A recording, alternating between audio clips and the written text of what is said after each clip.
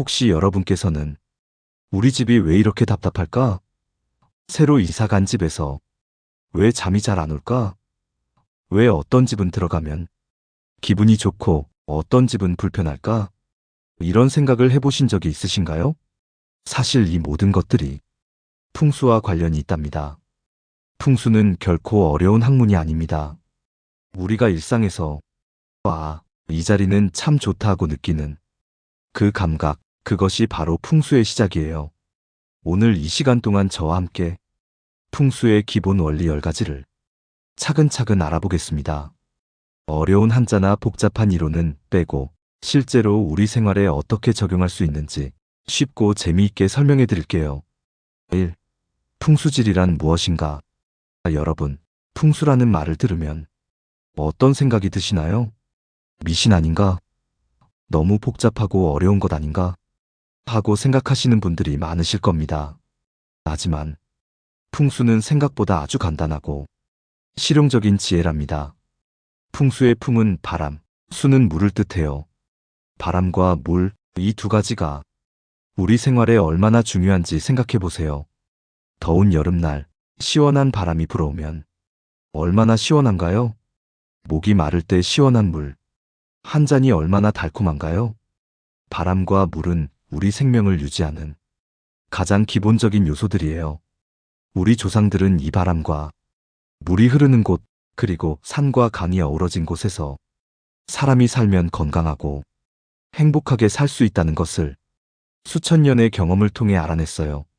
이것이 바로 풍수지리의 시작이랍니다. 풍수를 한마디로 정의하면 자연환경과 조화롭게 살아가는 방법이라고 할 수 있어요. 예를 들어볼게요. 옛날에 마을을 만들 때를 생각해 보세요. 어디에 마을을 세우는 게 좋을까요? 첫 번째, 물이 가까이 있어야겠죠. 물이 없으면 생활할 수 없으니까요. 두 번째, 너무 바람이 센 곳은 피해야겠어요. 집이 날아갈 수도 있고 추위도 막아야 하니까요. 세 번째, 홍수가 나도 또 안전한 곳이어야겠죠. 네 번째, 농사짓기 좋은 평평한 땅도 있어야 하고요. 보세요. 이렇게 생각하다 보면 자연스럽게 뒤에는 산이 있고 앞으로는 강이 흐르고 좌우로는 적당한 언덕이 있는 곳을 선택하게 돼요. 이게 바로 풍수에서 말하는 좋은 터랍니다. 현대 과학의 눈으로 봐도 풍수는 매우 합리적이에요. 예를 들어 풍수에서는 집 뒤에 산이 있는 것을 좋아해요. 왜일까요? 겨울에 북쪽에서 불어오는 차가운 바람을 막아주기 때문이에요. 실제로 우리나라는 겨울에 북서풍이 많이 불어서 집 뒤쪽에 산이나 언덕이 있으면 난방비도 절약되고 훨씬 따뜻하게 지낼 수 있거든요. 또 풍수에서는 집 앞에 물이 있는 것을 좋아해요. 물가는 습도 조절에도 좋고 여름에는 시원하고 정서적으로도 안정감을 주죠. 실제로 물소리는 우리 마음을 차분하게 만드는 효과가 있다고 과학적으로도 입증됐어요. 이 음양오행과 풍수의 관계. 여러분, 낮과 밤, 더위와 추위, 남자와 여자처럼 서로 반대되면서도 서로 없으면 안 되는 것들이 있죠? 이게 바로 음양의 개념이에요. 음은 어둡고 차갑고 조용하고 안쪽을 뜻해요. 반면 양은 밝고 따뜻하고 활동적이고 바깥쪽을 뜻하죠.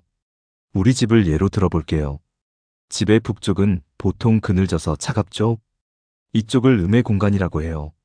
반면 남쪽은 햇빛이 잘 들어서 따뜻하죠? 이쪽을 양의 공간이라고 합니다. 풍수에서는 이 음과 양이 적절히 조화를 이루는 것이 중요하다고 봐요. 너무 음기만 있으면 습하고 우울해지고 너무 양기만 있으면 건조하고 불안해진다는 거죠. 침실 같은 곳은 음의 성질을 갖는 게 좋아요. 조용하고 어둡고 편안해야 잠을 잘 잘 수 있으니까요. 그래서 침실은 보통 집의 음지 쪽에 두는 것이 좋다고 해요. 반면 거실이나 서재 같은 곳은 양의 성질을 갖는 게 좋아요. 밝고 활동적이어야 대화도 활발해지고 공부도 잘 되니까요. 오행은 나무, 불, 흙, 쇠, 물 5가지 기본 요소를 말해요. 이 5가지로 우주의 모든 현상을 설명할 수 있다고 우리 조상들은 생각했어요. 나무는 봄의 기운이에요. 새싹이 돋아나고 성장하는 에너지죠. 색깔로는 초록색이고 방향으로는 동쪽이에요. 불은 여름의 기운이에요. 뜨겁고 활동적인 에너지죠. 색깔로는 빨간색이고 방향으로는 남쪽이에요. 흙은 늦여름이나 환절기의 기운이에요. 안정적이고 중심이 되는 에너지죠. 색깔로는 노란색이고 방향으로는 가운데예요. 쇠는 가을의 기운이에요. 수확하고 정리하는 에너지죠. 색깔로는 하얀색이고 방향으로는 서쪽이에요. 물은 겨울의 기운이에요. 고요하고 깊은 에너지죠. 색깔로는 검은색이고 방향으로는 북쪽이에요. 오행은 서로 돕기도 하고 견제하기도 해요. 나무는 불을 키우고 불은 흙을 만들고 흙은 쇠를 낳고 쇠는 물을 만들고 물은 나무를 키워요. 마치 선순환처럼 돌아가는 거죠. 풍수에서는 이 오행의 원리를 공간에 적용해요. 예를 들어 집안이 너무 차갑게 느껴진다면 불의 기운을 더해주면 돼요. 빨간색 소품을 놓거나 따뜻한 조명을 설치하는 거죠. 반대로 집안이 너무 답답하고 뜨겁게 느껴진다면 물의 기운을 더해주면 돼요. 파란색이나 검은색 소품을 놓거나 작은 어항이나 화분을 두는 거예요. 중요한 것은 균형이에요. 한 가지 기운이 너무 강하면 안 좋다는 거죠. 마치 우리 몸에 영양소가 골고루 있어야 건강한 것처럼 집안에도 5가지 기운이 적절히 조화를 이루어야 해요. 3. 풍수에서 말하는 명당의 조건. 명당이라는 말 많이 들어보셨죠? 흔히 명당자리라고 하면 아주 좋은 자리를 뜻하는 말로 쓰이는데요. 풍수에서 명당은 정말 특별한 의미를 가져요. 명당의 명은 밝을 명, 당은 집당을 써요. 즉 밝은 집터라는 뜻이에요. 여기서 밝다는 것은 단순히 햇빛이 잘 든다는 뜻이 아니라 좋은 기운이 가득한 곳이라는 의미예요. 명당이 되려면 여러 가지 조건들이 갖춰져야 해요. 첫 번째 조건은 산과 물의 조화예요. 명당은 반드시 산과 물이 함께 있어야 해요. 산만 있어서도 안 되고 물만 있어서도 안 돼요. 둘이 조화롭게 어우러져야죠. 왜 그럴까요? 산은 안정감을 주고 바람을 막아주는 역할을 해요. 반면 물은 생명력을 주고 공기를 맑게 해주죠. 이 둘이 함께 있으면 최적의 생활 환경이 만들어지는 거예요. 두 번째 조건은 적절한 높이예요. 명당은 너무 높지도 낮지도 않은 적절한 높이에 있어야 해요. 너무 높으면 바람이 너무 세고 너무 낮으면 습기가 차거든요. 예를 들어 볼게요. 산 정상에 집을 짓는다고 생각해 보세요. 전망은 좋을 것 같지만 사실 바람이 너무 세고 추울 거예요. 또 물을 구하기도 어렵고 생활하기 불편하겠죠. 반대로 너무 낮은 곳, 예를 들어 강변 바로 옆에 집을 짓는다고 해보세요. 홍수 위험도 있고 습기도 많이 찰 거예요. 세 번째 조건은 좋은 물의 흐름이에요. 물이 있다고 다 좋은 건 아니에요. 물의 흐름이 어떤지가 중요해요. 너무 빠르게 흐르는 물은 좋지 않아요. 급류처럼 세차게 흐르는 물 옆에 있으면 소음도 심하고 심리적으로도 불안하거든요. 반대로 너무 느리게 흐르거나 고여있는 물도 좋지 않아요. 물이 썩을 수 있고 모기나 벌레가 생기기 쉬워요. 가장 좋은 것은 적당한 속도로 굽이굽이 흐르는 물이에요. 마치 우리가 산책할 때 천천히 걷는 것처럼 물도 여유 있게 흘러야 좋은 기운을 만든다고 해요. 우리나라에는 실제로 풍수적으로 명당이라고 인정받는 곳들이 많아요. 서울이 대표적인 명당이에요. 북쪽으로는 북한산이 든든하게 버티고 있고 남쪽으로는 한강이 흘러가죠. 동쪽과 서쪽에도 적당한 산들이 있어서 전형적인 명당의 조건을 갖추고 있어요.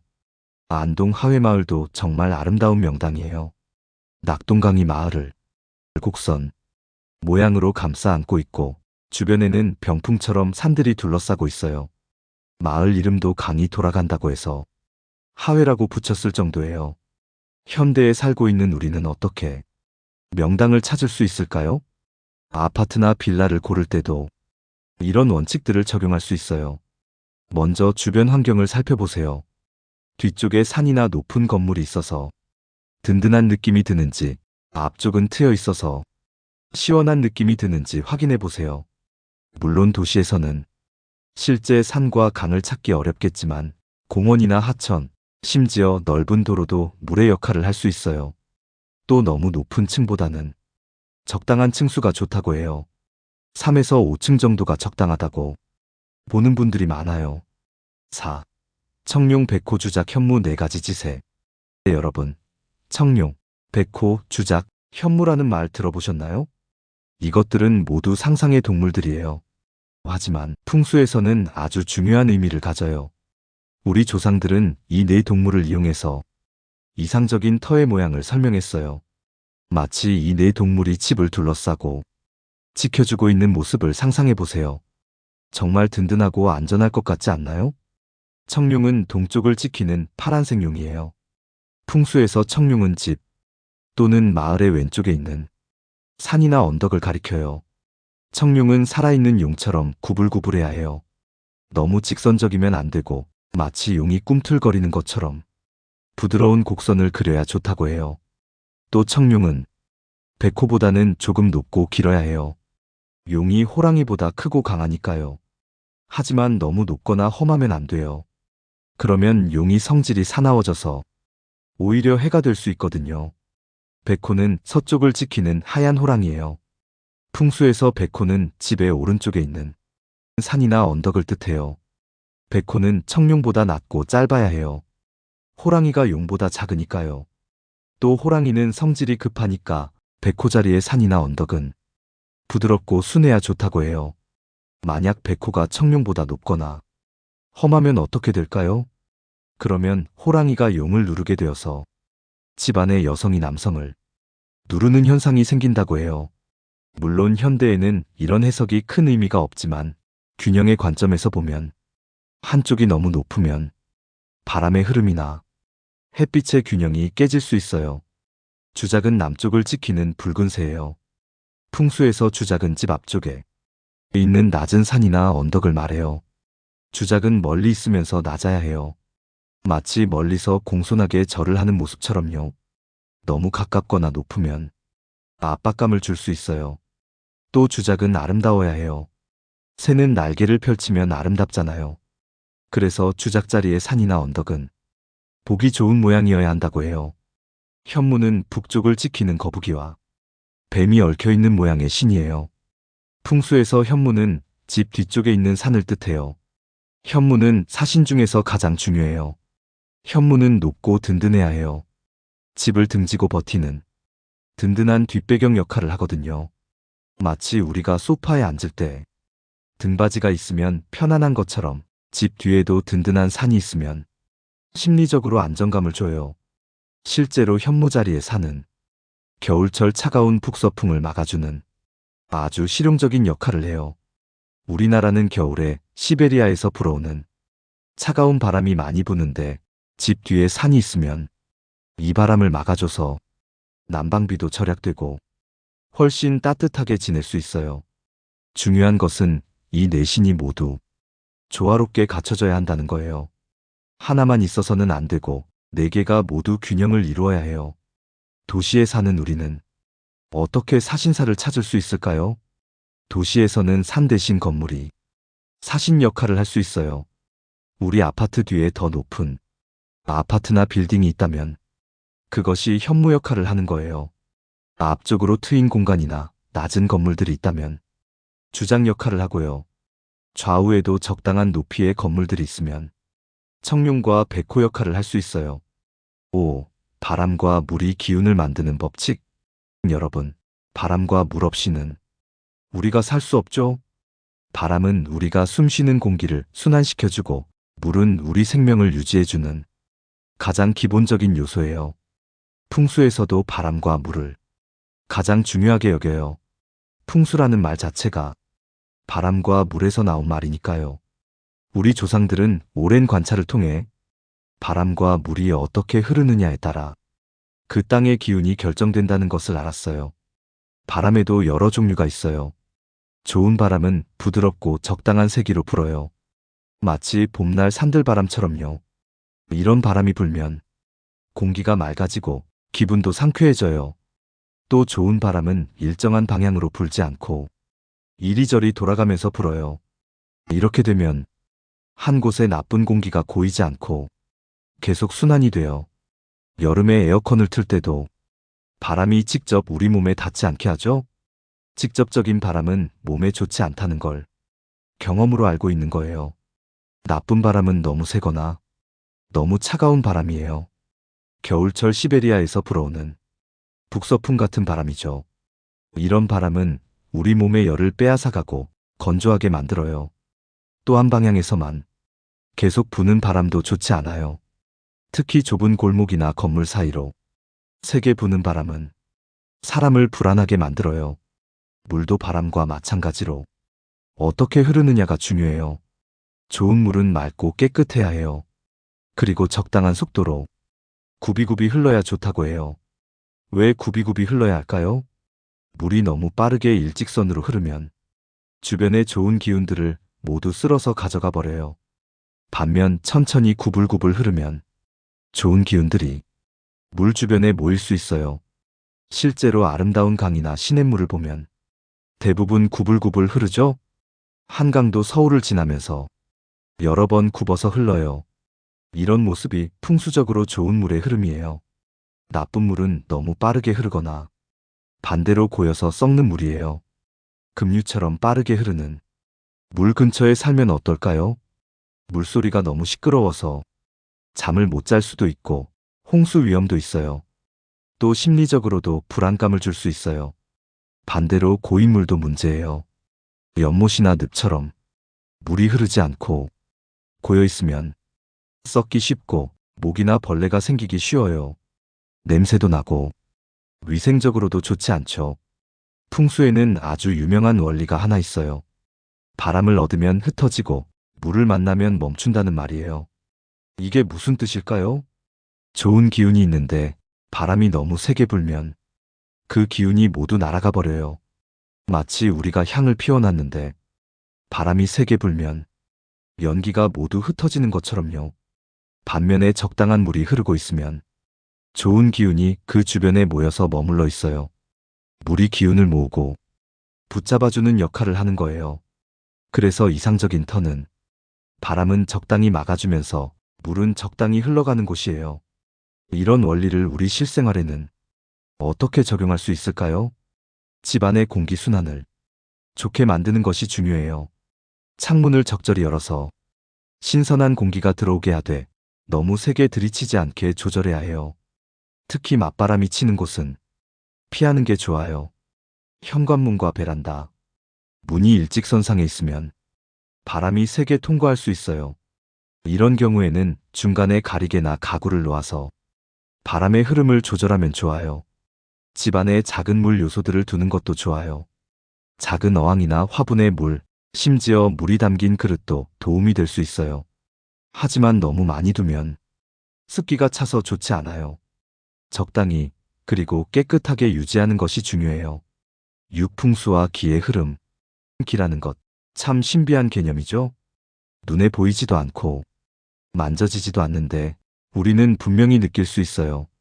어떤 곳에 들어가면 기분이 좋아지고 어떤 곳에 가면 왠지 모르게 불편하고 답답한 느낌이 들어본 적 있으시죠? 그것이 바로 기의 차이예요. 기는 우리 몸에도 흐르고 집안에도 흐르고 자연에도 흐르는 에너지예요. 마치 전기가 전선을 통해 흐르는 것처럼 기도 보이지 않는 길을 따라 흘러다녀요. 풍수에서는 기를 여러 종류로 나누어서 설명해요. 생기는 말 그대로 생명력을 주는 좋은 기운이에요. 이런 기운이 있는 곳에 있으면 몸도 건강해지고 마음도 평화로워져요. 생기는 어떤 곳에 있을까요? 식물이 잘 자라는 곳, 새들이 자주 찾아오는 곳, 물이 맑고 깨끗하게 흐르는 곳, 아이들이 뛰어놀기 좋은 곳이에요. 이런 곳들에는 생기가 가득해요. 실제로 이런 곳에 가면 기분이 좋아지고 활력이 생기죠. 사기는 죽어서 썩은 기운이에요. 이런 기운이 있는 곳에 오래 있으면 몸도 아프고 마음도 우울해져요. 사기는 주로 물이 썩어서 냄새나는 곳, 쓰레기가 많이 쌓인 곳, 햇빛이 전혀 들지 않는 음습한 곳, 공기가 통하지 않아 곰팡이가 핀 곳에 있어요. 살기는 사람을 해치는 나쁜 기운이에요. 너무 날카롭고 공격적인 기운이죠. 살기는 보통 모서리가 날카로운 건물이나 구조물, 너무 빠르게 달리는 차들이 많은 도로, 소음이 심한 곳, 너무 높고 험한 산에서 생겨요. 이런 곳의 기운은 우리를 불안하게 만들고 스트레스를 줘요. 기는 어떻게 흐를까요? 기의 흐름에는 몇 가지 원칙이 있어요. 기는 물처럼 굽이굽이 천천히 흐르는 것이 좋아요. 너무 빠르게 직선으로 흐르면 좋은 기운도 모두 지나가 버려요. 그래서 전통 정원을 보면 길이 구불구불하게 만들어져 있어요. 일직선 길보다는 약간 굽은 길이 더 좋은 기운을 만든다고 여겨서예요. 우리 집 안에서도 현관에서 거실까지 일직선으로 보이는 것보다는 중간에 적당한 가리개나 가구가 있어서 기운이 천천히 돌아가는 것이 좋아요. 우리 집 안에서는 기가 어떻게 흐를까요? 현관은 기가 들어오는 입구예요. 현관이 깨끗하고 밝으면 좋은 기운이 들어오고 지저분하고 어두우면 나쁜 기운이 들어와요. 현관을 항상 깨끗하게 유지하고 신발도 정리정돈을 잘 해두세요. 그리고 적당한 조명을 설치해서 밝게 만드는 것이 좋아요. 거실은 가족들이 모이는 곳이니까 기운이 안정적으로 머물러야 해요. 거실 가운데는 너무 많은 가구를 두지 말고 적당히 비워두세요. 기운이 자유롭게 돌아다닐 수 있게요. 침실은 휴식과 잠을 자는 공간이니까 안정적이고 평화로운 기운이 있어야 해요. 침대는 문에서 바로 보이지 않는 곳에 두는 것이 좋아요. 하지만 너무 구석진 곳에 두면 답답하니까 적당히 보호받는 느낌이 드는 곳이 좋아요. 우리 집의 기를 좋게 만들려면 어떻게 해야 할까요? 가장 기본적이고 중요한 것은 청소와 정리정돈이에요. 지저분하고 어수선한 곳에는 좋은 기운이 들어올 수 없어요. 집안에 자연 요소들을 들여놓으면 좋은 기운을 만들 수 있어요. 화분이나 작은 나무는 생기를 만들어주고 자연석이나 수정은 기운을 안정시켜줘요. 물이 담긴 그릇이나 작은 분수는 기운을 모아주고 자연 소재 가구는 따뜻하고 편안한 기운을 만들어줘요. 적절한 조명과 색상도 기 흐름에 영향을 줘요. 너무 어두우면 음기가 쌓이고 너무 밝으면 양기가 과해져요. 자연광을 최대한 활용하고 저녁에는 따뜻한 느낌의 조명을 사용하세요. 7. 풍수에서 좋은 땅과 나쁜 땅 구분법. 풍수에서 좋은 땅이란 어떤 땅일까요? 우리 조상들이 수천 년 동안 관찰하고 연구해서 찾아낸 좋은 땅의 조건들을 알아보겠어요.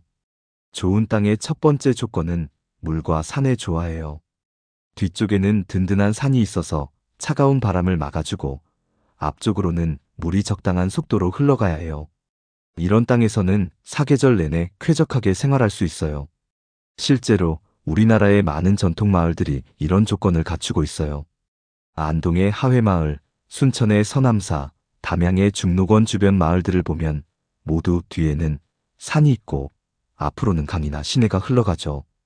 좋은 땅은 완전히 평평하지도 않고 너무 가파르지도 않아요. 적당한 경사를 이루고 있어야 해요. 왜 그럴까요? 완전히 평평한 땅은 물이 고여서 습기가 찰 수 있어요. 반대로 너무 가파른 땅은 비가 오면 물이 모두 흘러내려가서 메마를 수 있고 생활하기도 불편하죠. 좋은 땅은 하루 종일 적당한 햇빛이 들어야 해요. 특히 오전 햇빛이 잘 드는 곳이 좋다고 해요. 오전 햇빛은 부드럽고 따뜻해서 하루를 시작하기에 좋거든요. 반면 오후 서쪽 햇빛은 너무 뜨겁고 강해서 피하는 것이 좋아요. 좋은 땅은 바람이 적당히 불어야 해요. 바람이 전혀 없으면 공기가 탁해지고 너무 세면 불편해져요. 특히 여름에는 시원한 바람이 불고 겨울에는 차가운 바람이 막히는 곳이 이상적이에요. 그럼 반대로 나쁜 땅은 어떤 특징이 있을까요? 물이 전혀 없는 메마른 땅은 좋지 않아요.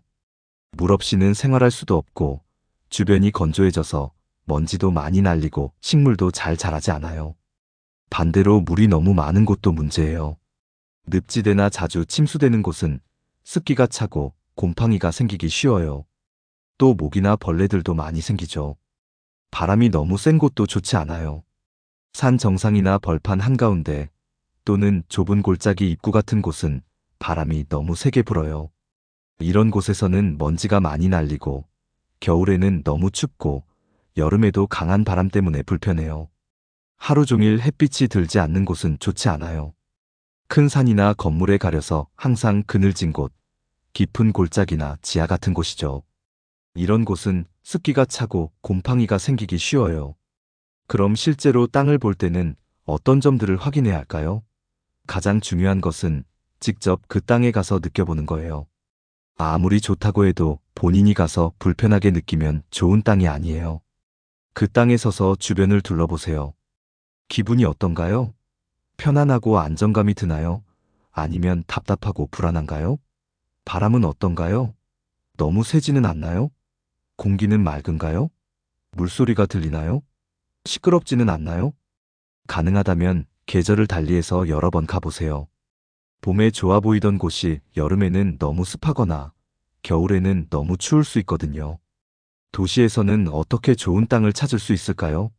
아파트를 선택할 때도 풍수 원리를 적용할 수 있어요. 단지 배치를 살펴보세요. 아파트 뒤쪽에 산이나 높은 건물이 있어서 든든한 느낌이 드나요? 앞쪽은 트여 있어서 전망이 좋나요? 8. 풍수에 담긴 옛 지혜와 철학. 풍수는 단순히 좋은 자리를 찾는 기술이 아니에요. 그 안에는 우리 조상들의 깊은 철학과 지혜가 담겨 있답니다. 풍수의 가장 중요한 철학은 자연과의 조화예요. 자연을 정복하거나 바꾸려 하지 않고 자연의 흐름에 맞춰 살아가는 거죠. 예를 들어 산을 깎아서 평지를 만들거나 강의 흐름을 바꾸려 하지 않아요. 대신 산의 모양과 강의 흐름을 그대로 두고 그 안에서 가장 좋은 자리를 찾는 거예요. 풍수에서는 모든 것에 음과 양이 있다고 봐요. 그리고 이 둘이 균형을 이룰 때 가장 좋다고 여겨요. 너무 양기만 있으면 뜨겁고 건조해져요. 반대로 너무 음기만 있으면 차갑고 습해져요. 적당히 섞여야 살기 좋은 환경이 되는 거죠. 풍수에서는 모든 것이 돌고 돈다고 봐요. 물이 바다에서 증발해서 구름이 되고 비가 되어 다시 강으로 흘러가는 것처럼요. 우리 인생도 마찬가지예요. 좋은 일과 나쁜 일이 돌아가면서 일어나고 젊음과 늙음도 자연스러운 순환이에요. 풍수에서는 너무 높은 곳을 좋아하지 않아요. 산 정상보다는 중턱을, 최고층보다는 적당한 층을 선호하죠. 이는 겸손함의 철학이에요. 너무 높이 올라가면 바람도 세고 위험하기도 해요. 적당한 위치에서 안정적으로 사는 것이 더 좋다는 뜻이에요. 풍수에서는 급하게 서두르는 것을 좋아하지 않아요. 물도 천천히 굽이굽이 흐르는 것이 좋고 바람도 부드럽게 도는 것이 좋다고 해요. 이는 인내와 기다림의 철학이에요. 풍수에서는 혼자 잘 되는 것보다 함께 잘 되는 것을 중요하게 봐요. 산과 물이 조화를 이루고 음과 양이 균형을 이루는 것처럼요. 이는 공동체 의식의 철학이에요. 9. 풍수와 미신의 차이. 많은 분들이 풍수를 미신이라고 생각하시는데 사실 풍수와 미신은 전혀 다른 거예요. 그 차이점을 명확하게 알아보겠어요. 풍수는 수천 년 동안 쌓인 경험과 관찰의 결과예요. 우리 조상들이 어떤 곳에서 살면 건강하고 행복한지, 어떤 곳에서 살면 불편하고 힘든지를 오랫동안 지켜본 결과를 정리한 거죠. 반면 미신은 근거 없는 믿음이에요. 과학적으로 설명할 수 없고 경험적으로도 증명되지 않은 것들을 맹목적으로 믿는 거죠. 풍수는 합리적인 설명이 가능해요. 예를 들어 집 뒤에 산이 있으면 좋다고 하는 것은 실제로 겨울 바람을 막아주고 난방비를 절약할 수 있기 때문이에요. 집 앞에 물이 있으면 좋다고 하는 것도 실제로 습도 조절과 정서적 안정에 도움이 되기 때문이죠. 또 풍수는 환경을 종합적으로 봐요. 단순히 방향이나 위치만 보는 것이 아니라 주변의 산과 물, 바람과 햇빛, 토질과 배수 등을 모두 고려해요. 반면 미신은 주로 숫자나 색깔, 날짜 같은 것에만 의존해요. 4층은 나쁘다, 빨간색은 좋다 이런 식으로 말이에요. 풍수는 사람마다, 상황마다 다르게 적용돼요. 같은 집이라도 사는 사람의 성향이나 생활 패턴에 따라 다르게 평가할 수 있어요. 하지만 미신은 모든 사람에게 똑같이 적용된다고 주장하죠. 풍수는 변화를 인정해요. 계절이 바뀌고 환경이 변하면 그에 맞춰 조정해야 한다고 봐요. 하지만 미신은 변하지 않는 절대적인 규칙이 있다고 주장해요. 그럼 우리는 어떻게 구분할 수 있을까요? 첫째, 합리적인 설명이 있는지 확인해 보세요. 왜 그런지 이유를 물어봤을 때 과학적이고 경험적인 설명이 있으면 풍수고, 그냥 옛날부터 그랬다거나 그냥 그런 거다라고 하면 미신일 가능성이 높아요.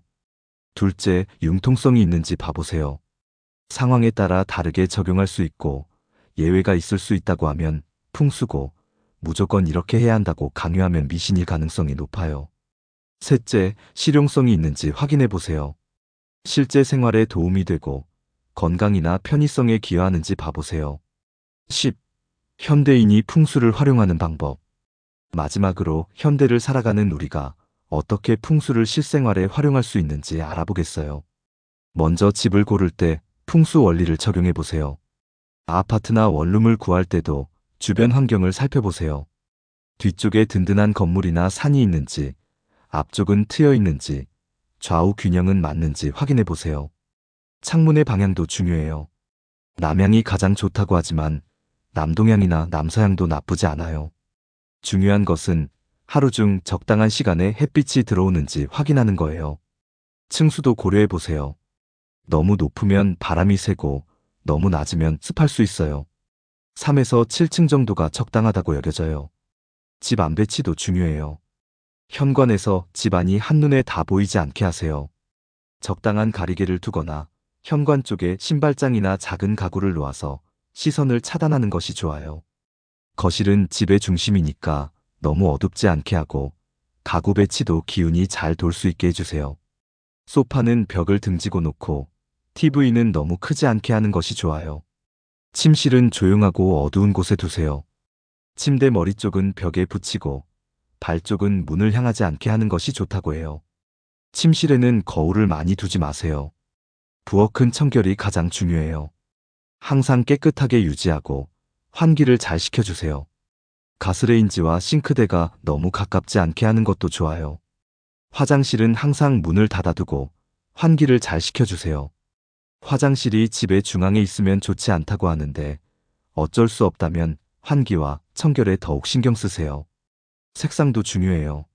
너무 자극적인 색보다는 자연스러운 색상을 사용하세요. 베이지, 연두색, 하늘색, 연분홍 같은 색상이 마음을 편안하게 해줘요. 조명도 신경 쓰세요. 자연광을 최대한 활용하고 인공조명은 너무 밝지도 어둡지도 않게 조절하세요. 따뜻한 색의 조명이 좋아요. 식물을 키우는 것도 좋은 방법이에요. 공기도 정화하고 생기도 불어넣어줘요. 다만 침실에는 너무 많이 두지 마세요. 밤에 산소를 소모할 수 있거든요. 정리정돈을 생활화하세요. 어수선하고 지저분한 곳에는 좋은 기운이 들어올 수 없어요. 쓰지 않는 물건들은 과감하게 정리하고 항상 깔끔하게 유지하세요. 마지막으로 풍수는 절대적인 것이 아니라는 점을 기억하세요. 가장 중요한 것은 그 공간에서 여러분이 편안하고 행복하게 느끼는 거예요. 풍수 원리는 참고사항일 뿐 여러분의 감각과 판단이 가장 중요해요. 오늘 우리는 풍수의 기본, 원리 10가지를 함께 알아봤어요. 풍수지리가 무엇인지, 음양오행의 원리, 명당의 조건, 사신사의 의미, 바람과 물의 법칙, 기의 흐름, 좋은 땅과 나쁜 땅의 구분법, 풍수에 담긴 철학 미신과의 차이, 그리고 현대적 활용법까지 말이에요. 풍수는 어려운 학문이 아니에요. 우리 조상들이 오랫동안 자연을 관찰하고 경험해서 얻은 생활의 지혜예요. 자연과 조화롭게 살아가는 방법, 건강하고 행복하게 사는 방법을 알려주는 소중한 유산이죠. 중요한 것은 맹목적으로 따르는 것이 아니라 그 원리를 이해하고 현대 생활에 맞게 적용하는 거예요. 여러분의 집이나 직장에서 오늘 배운 내용들을 하나씩 적용해 보세요. 작은 변화만으로도 더 편안하고 쾌적한 환경을 만들 수 있을 거예요. 풍수는 단순히 물질적인 환경을 좋게 만드는 것뿐만 아니라 마음의 평화와 정신적 안정에도 도움을 줘요. 균형 잡힌 사고, 자연과의 조화, 겸손한 마음가짐 같은 철학적 가르침도 우리에게 많은 것을 시사해 주죠. 오늘 이 시간이 여러분께 도움이 되었기를 바라며 더 건강하고 행복한 생활을 위해 풍수의 지혜를 현명하게 활용하시길 바랍니다. 감사합니다.